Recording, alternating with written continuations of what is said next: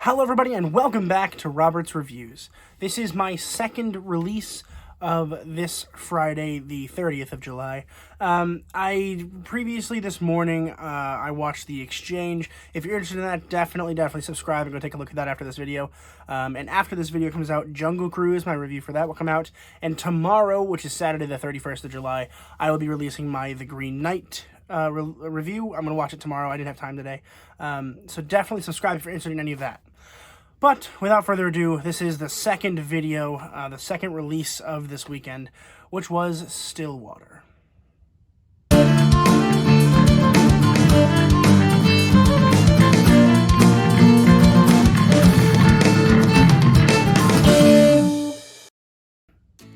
Stillwater was released in 2021. It was written by Tom McCarthy and Marcus Hinchey and Thomas Bidgain and Noe Debre, and directed by Tom McCarthy. First of all, way too many writers on one project. However, I do have a theory on that. And that is that part of it does take place in French, so I'm assuming a couple of those are French people who helped with writing the French part of the script, which is acceptable, but I generally don't like it when there are more than two writers on a film. I think it's just ridiculous. First of all, no spoilers, of course. I don't talk spoilers in this channel, so if you're interested in not hearing spoilers, definitely smash that subscribe button. But essentially, the idea of the film is this guy's daughter is put in jail for something she allegedly did not do, which is murder somebody. And it's basically about this guy named Bill, who is the dad of the person, going to visit her in jail and trying to figure out a way to prove her innocence to the court so that she can be released. And this movie is a surprise for me because honestly, I didn't know anything about it. I just heard that it was coming to theaters and that it was coming to my theater, and I was like, okay, well, if it's coming to my theater, I have to watch it. So I did. And I'm happy about it. I mean, it wasn't a waste of money. It was a totally fine movie. I had no real qualms with it, especially in the beginning of the film. I think the beginning of the film was excellent. I think that they set everything up very, very well. And the end of the movie is also very good. There's a lot of really tense moments of the film I did not expect at all. I didn't expect the tension I was feeling throughout most of the film. They created tension very, very well, so well done on that. I think the story overall is very, very good. I really like the story. I was very interested in how he was going to, figure out a way to actually release her. I was interested to know if she actually did commit the crime or if she didn't, all of which I'm not going to spoil, of course. And I think it's super interesting that they chose that as a topic of a film, because it works really well. And in a lot of ways, I don't think it could have. There are a lot of ways they could have definitely messed it up. Like, it could have stolen off of many other films. But if this film is one thing, I think it is pretty original. It feels original. The tone itself feels quite unique to most films that I've seen so far, which is nice. That being said, there also are a few issues with the film, such as pacing. The pacing of this film was not very good. It felt very, really fast, really slow, really fast, really slow. I felt like it staggered a lot. There are a lot of moments where oh, cool, and then you're like, oh, okay. And then, oh, cool, oh, okay. Which is how you lose audiences. And that's why a lot of people talk about bullet points of films in general. And when they do so, they skip various parts because those parts don't really matter. And in this film, they kind of matter, but they also kind of don't. There's a lot of lulls where, nothing really happens. There's a little bit of character development in those times, which is important, sort of. It's important to prove a point at the end of the film. That it's a point that I don't necessarily think mattered a whole lot. I think they just wanted that to be the selling point of the end of the film, because if they didn't have that one little feeling at the end of the film, they probably wouldn't have been happy with their ending. So I get why they had to make all these crazy long sequences of him just living in France. But I get it. I do. It's a little slow. It feels very slow, very draggy. It's very pick up go, which is definitely, oh God, which is definitely a problem. I apologize. That wasn't supposed to fall. I'm not editing that because it takes too long. Oh my goodness, stop it. Okay, there we go. Everything's problem solved. Hopefully, I can't see it, but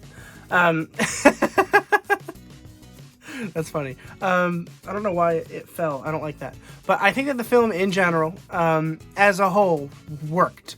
I think that as a film, it is a cohesive unit that I think works quite well.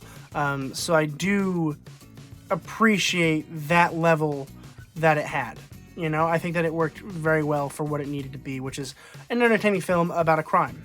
And it's a crime drama kind of romance film, which is really nice and unique. I appreciate that. But really, the really big thing here is the star, and that's Matt Damon, who honestly sells his role as Bill here. I really, really enjoyed his performance. I think his performance was absolutely stunning. You can totally tell he dove into this role like head first. He was ready to go with this film. He really, really, truly was. And I was really happy about that. Really, he's quite stunning.